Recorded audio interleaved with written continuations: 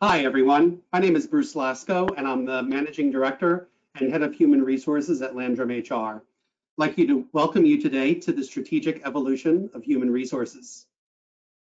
For those of you that are not familiar, HRQ is a professional services firm with over 20 years of servicing clients across the country. Our expertise is working with executives with three integrated services: Enterprisewide human capital consulting, providing interim HR talent, and conducting searches for HR professionals. Our consulting team brings a depth of experience in workforce planning and analytics, talent management and talent strategy projects, organizational design, and human resources transformation. In 2019, HRQ joined forces with Landrum HR in order to provide end-to-end talent solutions for our clients. Our other services include worksite management, a customized labor solution for companies that use larger number of temporary workers. Our temporary workforce optimization model solves your contingent workforce challenges around safety, quality, and production, while also lowering your labor cost per unit. We also provide full PEO or augmented HR services that includes payroll, benefits, workers' comp, and human resources. You can find out more about all of our services by visiting our websites at landrumhr.com or hrqinc.com. A recording of this webinar will be sent to everyone who registered today. Please feel free to ask questions using the question pane in the control panel. If we don't get to your questions today, we will follow up with you. Along with presenting this webinar today, HRQ is also conducting a survey of HR's expanded role, and we would love your input. The link to the survey is in our chat pane in the control panel and is also in the meeting invite from which you joined. Finally, as we wrap up the webinar today, a quick survey will pop up and we would love your feedback. I now have the pleasure of introducing our panel: Paula Sax, Tom Dallum, and Dion McMillan. We're going to start with Paula. Paula, welcome. Oh, thank you so much, Bruce. I'm Paula Sax, and I just really appreciate the invitation to join the session today. And I am certainly thrilled to be here with Dion and Tom, and excited to share a little bit with everyone here. So just a second about ENGIE. ENGIE is a global renewables and energy solutions company, and our global headquarters is in Paris, and locally we are in Houston as our North America headquarters. I joined ENGIE a little over 2.5 years ago as the Chief HR and Communications Officer, and I know that we'll talk in just a little bit more in depth. So Bruce, I'll let you continue with the introductions. Great, thanks, Paula, and thanks for taking the time to join us today. Absolutely. Tom? Yeah, hi, Thomas Dallum, and I am with a credit union called TVECU. It's a lot of initials for this credit union, but it's the Texas Dow Employee Credit Union. It was born out of the 50s with Dow Chemical. So we're headquartered down in Lake Jackson, Texas, where Dow Chemical is headquartered. But we've certainly grown a lot since then, and much more than employees from Dow as our members. We're about $4 billion in assets and 350,000 members or so across the Houston area, some in Dallas as well, and then the Gulf Coast. I've been with the organization about 1.5 years. We're a purpose-driven credit union. Like most credit unions, we're about improving lives and helping people on their financial journeys. And I'm responsible really for our talent transformation and our culture transformation to help us achieve our overall strategy, our growth, and our key results. So excited to be here. Thank you, Bruce. Yeah, Tom, thanks for joining. And last but certainly not least, Dion. Hi, everyone. Nice to get a chance to connect and reach out to folks. Thank you for giving me an opportunity to shower and actually do my hair today. That's sometimes a little few and far between, but it's always great to get to connect with a broader group of folks. As mentioned, my name is Dion McMillan. I have the pleasure of leading Ardent Mills as the Chief Human Resource and Communications Officer. We're a relatively new company in that we're a joint venture that was born out of Cargill, ConAgra, and CHS. We landed our headquarters in Denver back in 2014, so we've about 6 years underneath us right now of operating as a joint venture. For those of you who are not familiar with Ardent Mills, we are North America's largest producer of flour and other grain-based solutions. So we have the distinct honor of putting food on over 100 million plates a day. We feed livestock and pets, and all of you who are enjoying all of the wonderful gluten items that could possibly be across your family's tables, as well as a lot of other sort of grain-based solutions like quinoa and amaranth and all kinds of really other neat sort of sprouted grains and whatnot. Terrific. Thank you very much, Dion. So I have a number of questions that I'm going to ask this group. The first one is for everybody. We can start with Paula. Briefly describe the responsibilities of your role and what in particular has changed recently with everything going on in the world today. Oh, sure. Well, as I said, I've been with NG for about 2.5 years. And when I originally joined, I joined as the HR and Communications Officer for North America. And so much has changed about the business, and my role has evolved since that time. Shortly after I came to NG, I took on responsibility for corporate social responsibility and corporate sustainability for North America.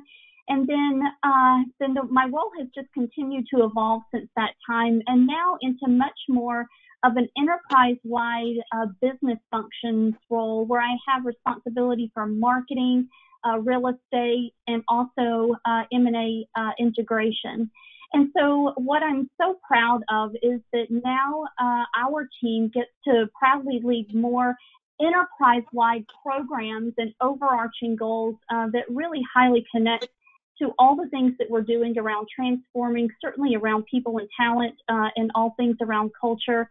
And, keeping NG just so connected both to the customer experience and also the employer experience. And so it has been an amazing 2.5 years so far. And so I'm just proud to be able to do all this work for NG every day. Great. Thanks, Paula. Tom? So much like Paula, I think the primary part of my role is really around bringing in the right talent, developing that talent, ensuring that we've got the right kind of workplace where our folks can be really engaged, and of course retaining top talent. And now a lot of that speaks to culture. And so one of the first things I did when we came in was work with our leaders to transform our culture. We rolled out new values this past year. We put a lot more rigor into employee engagement and have really shifted things, brought in a lot of new talent, pretty much an all new executive team as well. So that was part of my responsibility coming in. And so now it's really about how do we help the organization scale in its growth and continue to work on our culture and make sure that we can, while we're about driving results, but we keep the heart of the organization at the same time as we grow and show empathy for folks. And I think more recently, we didn't really have a DE&I program or strategy in place when I came on board. It was in my 3-year plan, and it got moved up in the plan quite a bit in terms of what's gone on this year with social injustice. And so we've hired in a chief diversity officer, and we're now building, I think, which will be a great diversity, equity, inclusion program, and start that journey. Great. We're going to talk a lot more about that in a couple of minutes. Appreciate that, Tom. Dion, you're up. Yeah, thank you. So when I got the opportunity to join Ardent Mills, actually prior to its formation, so I have been there since the very beginning when we decided to stand the organization up. And to give you context, nothing came over from our parent companies. In fact, if nothing else, it was more complexity because we were managing on 2 ERP systems. People were carrying 2 computers. We actually had little to nothing, but in the HR space specifically, which was my focus, when I joined, outside of just the general running of the business, alongside with the rest of the senior leadership team, it was standing up a completely brand new HR function from ground zero. So certainly the topics and the problems that we're trying to solve now have gotten a little, I would say, more mature, which makes it kind of fun. Well, when we started out, it was, gee, what are we going to put in the offer letter, right? So really was kind of your bare basics. I really enjoy my role in that some of the key elements that I personally carry forward, beyond just kind of the general, the really solid infrastructure my team supports, is being an advisor and a coach to not only my team, but the CEO, who is a fantastic person, very values-based CEO leader. I mean, what a blessing to be a CHRO matched up with a CEO from just a purely values and leading with our people in mind. Our board of directors, our broader senior leadership team, and kind of key talent through the business. So it really is a humbling honor to be trusted with being an advisor and a coach in that space. Also, similar to what Thomas mentioned, is that driver of culture and purpose. I like to distill it down to really being a steward of it, because I can't make it.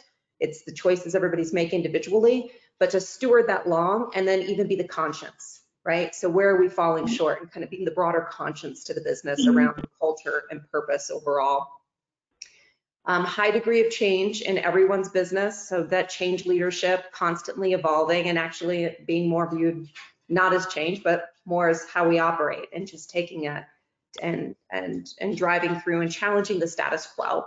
One thing that's really interesting about our industry is that people think of it as almost biblical, right? It was one of the first things people were doing, was using wheat for food. And so there's a lot of practices and kind of mindset perhaps that stays very traditionalist, and it's kind of fun to get in there and shake things up and manage and to really challenge the status quo in an industry that can kind of have a default to being a bit more stagnant. People have already mentioned talent strategy. This audience would be very familiar with that. And then my most newest round of responsibilities that I've taken on is that of external and internal communications, which is really an exciting way for me to develop my own skills. But that's, facilitating not only our corporate branding, but also our employer branding, media relations across trade and press, regulators, social media, which again has some very nice complementary elements to the internal comms, which I was probably more familiar with. But I love more of I love really taking on some of the customer facing elements of that as well. And I think it really helps to have our HR function really grow and mature, because that's kind of a responsibility that naturally gets brought into the broader team, not just on the communication side. Great. Well, that sounds very exciting and a ton of work, but building something from ground floor up is a terrific opportunity. And it looks like sounds like you enjoyed it quite a bit. So next question, back to Paula. What do you think will be required for future leaders of people operations or corporate HR operations? Yeah, sure. So I have a really strong view on what is required for leaders of people operations, but I don't think that it is in the future. I think it's really in the present. I mean, because in my view, we're already there. And I think as CHROs and senior HR leaders, we have to put our customers, who are our employees, so much at the center of what we do. And so I think that the customer centricity and employee centricity, and those two combined together, is really so critical for our success as people leaders. And, HR has really moved from a back office function in years past to certainly a front office business function now. And I always say business function. And I have our CEO and my executive committee member peers trained to now say business function and not support function, because I think it is so critical that we are operating in everything that we're doing in HR and as people leaders, that we're operating with the business focus in mind for everything that we do. And, I always say that we as people leaders, we have to drive and influence in leading with what business problem that we that we are helping our business leaders to solve, or what business opportunity we really have the ability to impact through a people enablement of some kind. So I really believe that we have to bring ideas and solutions that clearly meet the needs of the business, and we have to think through the lens of the business. You know, what does the employee need? What does the business need? Not necessarily what is easier for HR or what it would be considered an HR thing. It has to be considered something that is highly valuable for the business. And then maybe I'll just end with about like what's needed is, I think that we have to be more and more easy to do business with, and which makes it hard. Deon, like you, we have grown so much through bringing organizations together, and for us, acquisitions and inorganic growth is so much a part of our strategy. And so at times it becomes difficult to do business with when things are not nearly as simple as we want them to be. And so I think we really have a great opportunity to really simplify more and more, and to think with a consumerism type lens when we are designing everything that we are doing from a people function point of view. That's terrific. I love that, especially the employee is our customer from a HR perspective. That's well said. Tom, what about you? Well, everything Paula said, I totally agree with. It's just so critical that, I think in the past, the people strategy has been seen as in support of the business strategy, so that's kind of the traditional way to approach it is the business develops their strategy, and then HR comes in and figures out, okay, how do we support that business strategy through a great people strategy? And I think what's changing is the people strategy and the business strategy are almost as one. You can't have a business strategy without the people strategy fully integrated in, which means future business, we need to be at the table in the very beginning. We need to be driving that business strategy and really leading it in many ways. And I know in my organization, I was one of the leaders of our business strategy, even just talking about, well, what is a strategy? What are the principles of the strategy? And what are the trade-offs that we're going to make? And then where does the people piece fit into that? So I think that's a key thing for future leaders, is that having that business mindset. And it gets overused, but you just can't state that enough. I think the other thing that's new for us is we really need to build our digital GPAs, if you will, our digital aptitude as HR leaders, as people leaders. And this would go for any executive over any business, but certainly in the financial services world, which isn't necessarily known for being particularly innovative in the digital space, there's the recognition that, folks don't want to come into branches anymore. They want to do all their banking in their pocket. We have to have that mindset and that aptitude and understand the new technology, what's coming around the corner.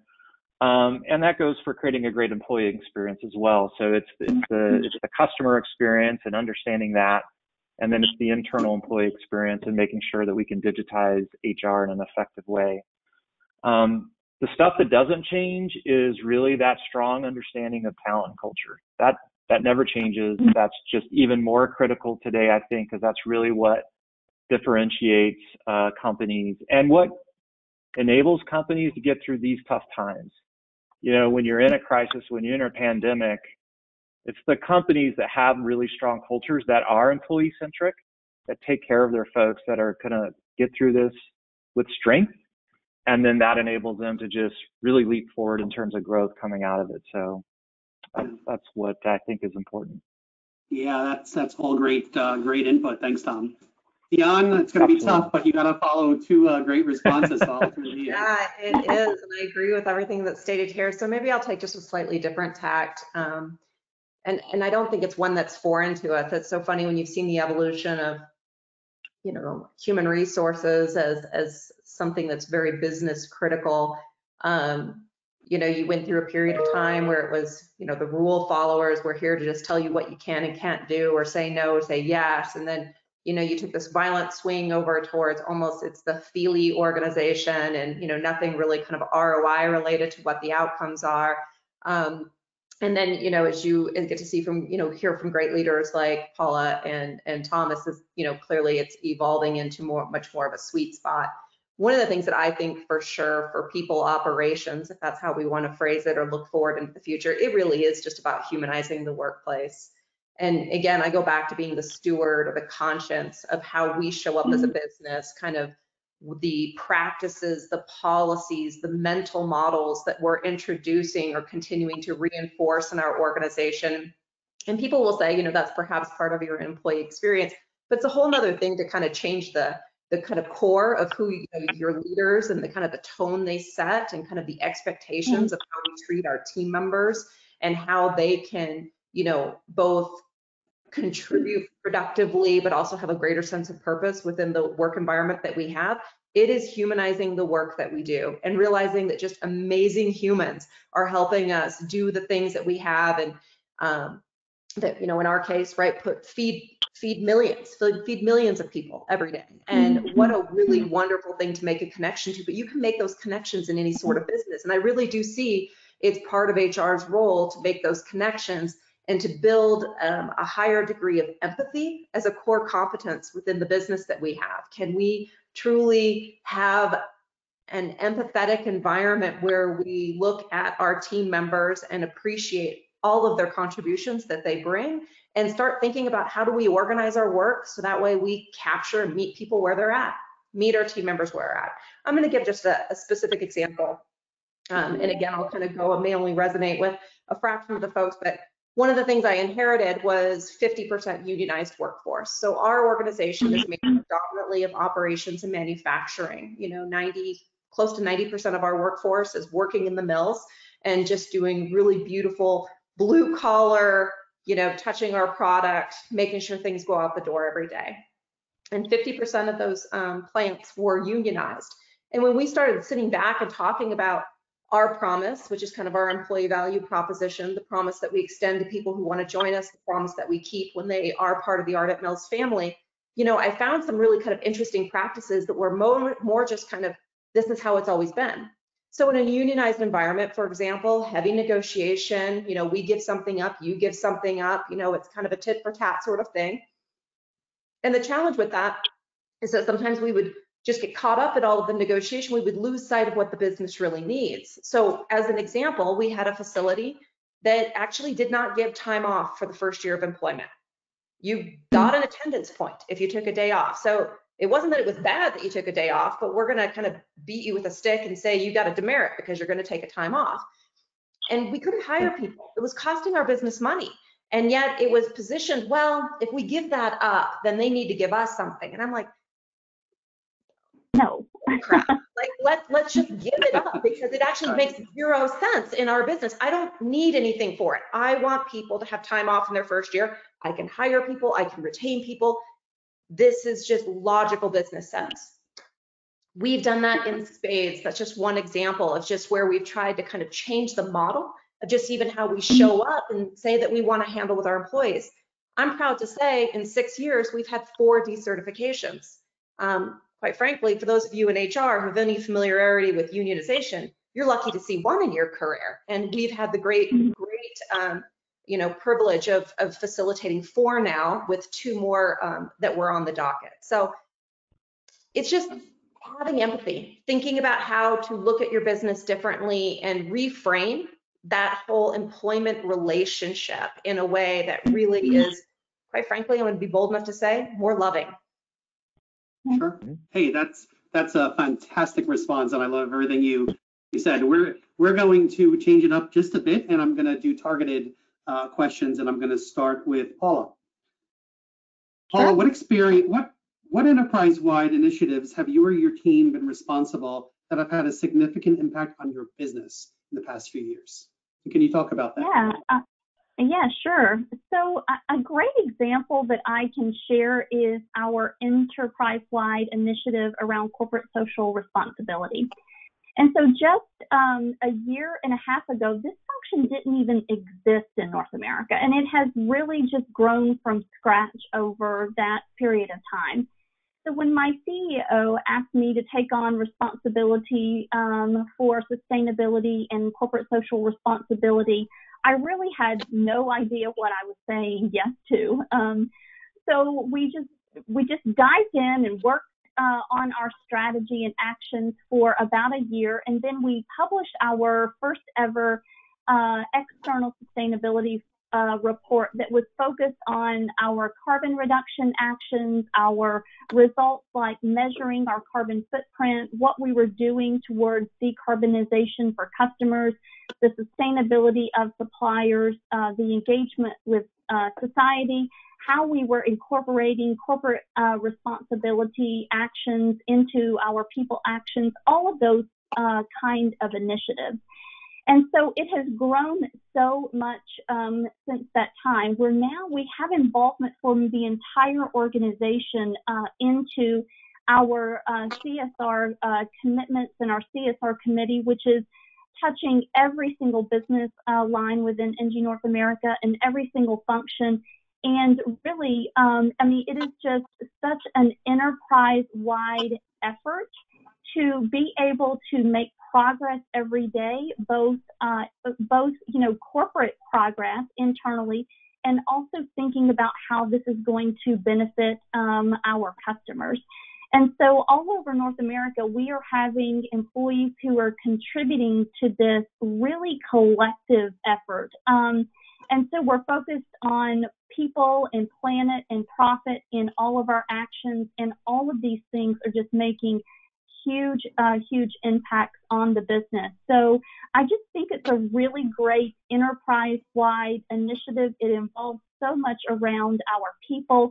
It goes so much at the core of our purpose of our zero carbon transition, and really just involving our employees every single day to think about what can we do for the business, both internally and externally, and certainly keeping our customers and clients at the center of that.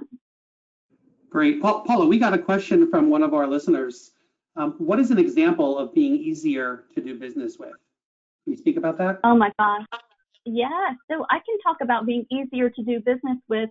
I think that at times that we will think about what is easier for maybe HR to accomplish than necessarily what is easier for our employees to accomplish, or some actions that they have to take. And so there are a few things that we're trying to do around technology to put more simplicity into all of our processes. So anytime that we have the ability to simplify a process, whether it's either driving steps out of a process or putting some kind of procedure in place that is going to simplify some work for our employees, we're trying to just think through that lens every time, and just putting it into practice in nearly all of our processes, whether it is applying for jobs, or whether it is how our hiring managers are going through experiences with talent acquisition, what we're doing in terms of learning and development programs, and the ease of being able to deploy them, and how it gets a greater employee experience. So those are just a couple of examples of some of the things that we're doing. But I think it's really a mindset, and it's kind of a guiding principle that you have to think about to try to weave simplicity into to everything that you're doing. Great. Thank you, Paul, very much. Sure. Next for Dion. Dion, both you and Paula are responsible for internal and external communications. Can you speak to the evolution of those functions becoming part of your role, and why you feel it's important to the organization? Yeah, thank you. It was kind of there were multiple reasons why I think it ended up coming over to my area as part of my leadership responsibilities. And so maybe I'll just hit on a few of them, because it may resonate with the audience depending on where their needs are. I personally was at a place with my career, having the great privilege again as taking on the CHRO role of an organization where you've had multiple years of being able to do that. Certainly the vibrancy and the challenge of it hadn't dissipated, but I certainly was always interested for my own learning, right, to take on broader sets of responsibility. I really take a lot of pride in not necessarily just being kind of functionally oriented. So all of our senior leadership team in our business really are seen as business leaders across, and certainly have a voice, opinion across a variety of areas. You know, HR is what comes in my bag of tricks, right? So it comes as my expertise, as an expectation to be a broader business leader. So with that, there were several of us actually across the business who have a level of business acumen around how we should be facing out against our customers, or what regulators are caring about, or how we get into, you know, the government relations areas. So there were quite a few people who actually could fit quite nicely in kind of their growth and learning. But I will tell you, I asked for it. I said, I raised my hand, I said, I want an opportunity to expand my horizons a little bit more formally and take on this team, and I believe that I can lead. Some areas that I'm a little nervous about, the internal communications felt pretty good. Felt like I could, you know, saddle that up and handle it pretty well. But, you know, getting more into the external communications. The second aspect of that I think went well to me being someone that they wanted to continue to give that responsibility to was my relationships within the business. So as an example, marketing and the corporate branding in regards to kind of building what our external messages are out to our customers, I'm not confused. They own that, right, to be able to establish that. And what I help to do is facilitate and make that become alive out in the external marketplace. And it was because of the relationship with our new chief growth officer, our marketing group, that we knew we could build a really positive partnership that was more fluid of kind of how that work needed to come alive externally. And so, you know, very exciting because some folks clearly with much more expertise and knowledge, specifically in the external comms part, were there to help and support and make sure that those things don't fall apart. And then the third one, which I feel is just really important, was actually just quite frankly bringing greater clarity within the business that our corporate branding and our employer branding, while it is synced up, it needs to be really synced up. And so I've kind of coined a phrase that says, and this isn't dissimilar from your story, Paula, is that our customer experience will never be better than our team member experience. Never. So what we're going to commit to our customers, the brand we're going to lead with, the reason why people should buy from us should resonate so strongly in the very DNA of all of our team members. And that's because we treat them in such a way and create an experience where that actually is true for them.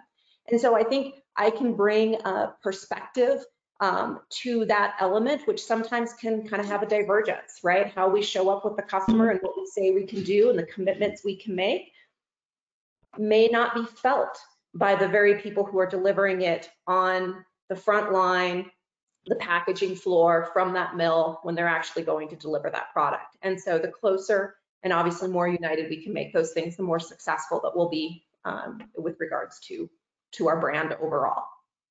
Terrific response, Deon. Thank you very much for that. Great answers all around today. Tom, this one is for you. Business continuity and health safety have become even more important in 2020.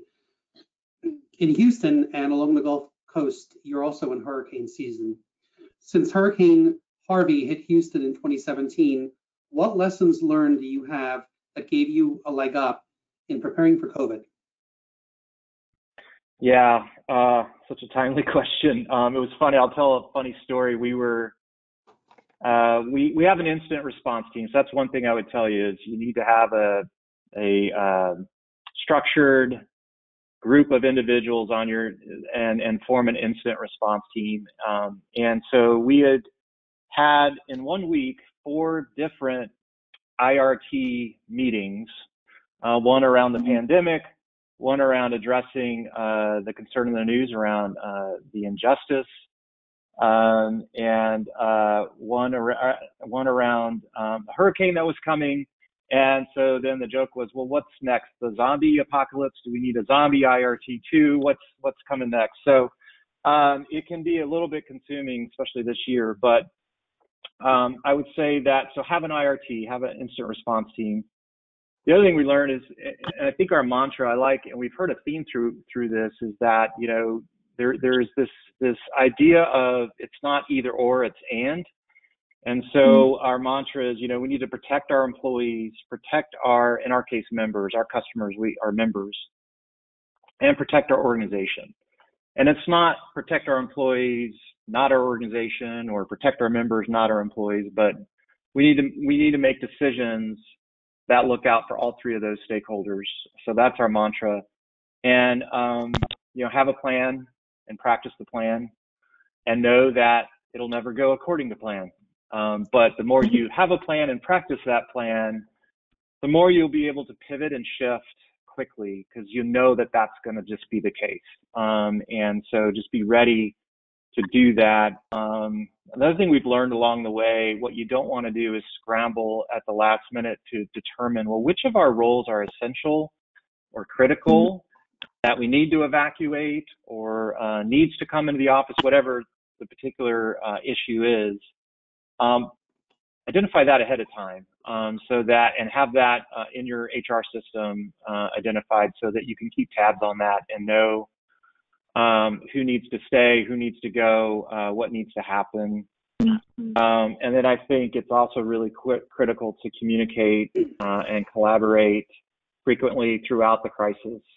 So, you know, we're meeting 3-4 times a day and being very focused in those meetings, and everybody has a specific role and is representing a specific part of the organization. And then the other thing I would say is don't be cheap with your employees. Really take care of your employees and spend whatever you need to spend to take care of them. That's really going to pay dividends in the long run. And recognize and reward when you get through it. So we had a near miss or a miss with Hurricane Laura recently. We had to evacuate folks, and we did. People were working around the clock, and fortunately for us, and unfortunately for Louisiana, it shifted east. But we still, we sent gift baskets. We gave a spot bonus. We gave a card from our CEO and leadership team. We did and gave the person an opportunity to make a donation in their name. So all of the folks that had evacuated that were deemed critical, we had that delivered to their house, and it's just amazing impact that had for folks afterwards. They didn't expect it, but they certainly appreciated it. So, I hate to say that we're getting it's getting to be pretty turnkey for us with this, because we've had so much practice at it, but it's always going to be something different each time. But that's some of the lessons we've learned along the way. Yeah, we are headquartered in, that's a great answer, Tom. We're headquartered in Pensacola, Florida, and with Hurricane Sally just hitting in the last 2 days, we're actually living that right we're now. Living so it. That's yeah. We know it too well. Here's a toss-up for the group. We've mentioned a couple of times that we're going to talk a little bit more about DE&I, and now's that time. Would love to have one of you tell us a little bit about what your company has done or is planning to do around DE&I. I could share first if you would like. It's been, I think, a difficult few months leading through these days. Tom, you mentioned it earlier, in the midst of everything around COVID, and then certainly just the racial protests that have happened, and the pain that so many of certainly our colleagues are feeling. And I think that this is true for so many companies, where really many of us have not done nearly enough. And so our approach has been leading by being incredibly open and transparent with our NG North America colleagues about how far we have to go and the progress that we have to make. And so we spent weeks just listening to employees and hearing from them who they were just pleading for so much greater progress. And so we were able to come together, I think, really quickly to think about some really tangible commitments that we could make. And within the past 2 or 3 months, we're just making incredible progress. We We brought together clean energy leaders through the network of our renewables officer who were willing to take a stand with us against racism. So we were not competing in this sense. We were coming together as peers to say we want to be able to do something even more broadly to make an impact within the clean energy industry. And, you know, we have launched a diversity and inclusion committee that has expanded across all of our business lines and functions, and even expanded our employee resource groups. Like, for example, just today is the launch of our Black NG Employee Network. So they have done their launch and kickoff this morning. And so it is, I mean, we know that we have so far to go with training, with unconscious bias, training our leaders more, helping weave so much of diversity and inclusion in everything that we're doing.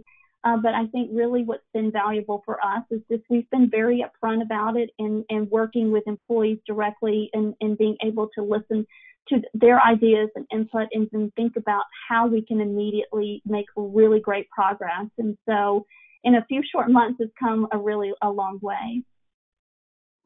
I can add on if we stay with the same cadence. Thanks, Paula. And, you know, it's tough because you never want a crisis to go along without drawing some sort of value from it. And although personally very saddened and challenged by all the social unrest, you know, it for us took what was once more organic, right? So I would never, we always have had an eye for the values, the inclusion, the belonging, the equity elements within our business. It's part of what we do and how we think about how we work. But it certainly took it more from an organic to more of a front and center, and while uncomfortable, to push through that discomfort and kind of force a more authentic discussion about the realities of the environment, either happening external to us or even happening within our own four walls. Because I don't think any organization could claim to be perfect, even with some of the best intentions. So I love that it evolved and that it continues to evolve. I love that there is more intentionality to our actions, to our words, to the way that we bring this to life in our organization. And that's where I feel for Ardent Mills, and by speaking on behalf of Ardent Mills, is that we've come to really recognize that we do have a special role in all of this. And while we're not really loud kind of, you know, proclaimers of our version of truth externally, we have kind of a quiet voice. We've really focused on our internal team members and meeting them where they're at and trying to help them kind of make sense of the world that's going on around them. Because there is no other place where you show up and spend so much time where you can enjoy multiple generations, you can enjoy so many backgrounds, you can enjoy so many experiences in an environment that you are already part of, and you get to go there every day, whether it be virtually or in an office environment. And so really trying to capitalize on that. So again, kind of the more building from organic to more intentional, sitting in the unrest, sitting in the discomfort, and using skills that we've been trying to teach people all along, right? To just be better humans. We have this learning and development philosophy at Ardent Mills that I want to invest in you in a way that so you're a better person for Ardent Mills, but you're also going to be a better spouse. You're going to be a better parent. You're making decisions from a safety perspective, or how I communicate, or just things that I can practice all the time.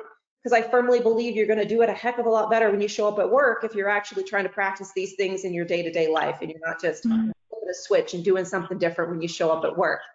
So there's a lot of things that I think, albeit organic, we're very proud of. We have a lot of specific benefits that I think are very inclusive, even in an ops and manufacturing environment, which may have a tendency to not have as much of that. We've done some very intentional things, but I'm more excited about just kind of constantly reassessing and having more open discussion that is more empathetic, right? I mentioned that, more about us as humans, and talking about how we can meet people where they're at as from an organization, both in the practices that we observe, the policies that we have, how I show up for you and build a career, and be able to have that influence on your life.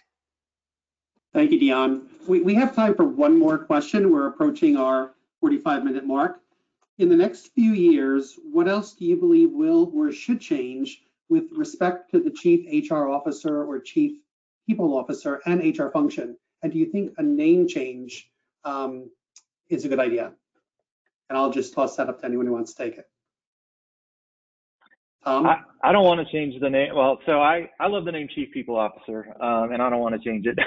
I think I do think we've made a good shift from, kind of first it was shifting from personnel to, more strategic HR, and then this further shift from, it's not that these folks are resources, they're people, they're humans. We've heard a lot about being empathetic, humanizing the workplace, and for me personally, I like Chief People Officer, and I think it can it encompasses so many things with that. I think we've talked about. I kind of agree with Paula in a sense of I think the change is here, and beyond what we've already talked around the shift to digital. I think there's obviously a big shift around data and how do you leverage data to be empathetic with folks. So how do you personalize that experience for our customers, for our employees? So I think a deeper understanding of the data will be important in the role. But what's not going to change is that emotional. I think our role, more than any role, the amount of emotional intelligence you need to have to be effective in this role, you need to be in the top for that. Because most of what we're doing is a lot. I joke. A lot of leadership is just a series of conversations. That's what we're doing. Is we're in a lot of conversations every day, and it's a wide range of conversations with a wide range of people. And to be able to adapt, meet those people where they're at, and kind of that ability to understand what's really going on beyond what's being said and not being said is a critical aspect of the role that I don't think ever changes. That's great, and we are past our time. It flew by so quickly. I enjoyed this very much, and on behalf of HRQ and Landrum HR, I want to thank you as our panelists and everybody who joined today. Remember, there is a survey out there in this meeting invite. We'll also make this video available as a replay to all of you. So I would just want to thank you all for your time. Have a wonderful day, and we'll talk soon. Thank you, Bruce. Thank you, Bruce. Thank you, everyone. Bye-bye. Bye, guys. Be safe. Okay, bye-bye.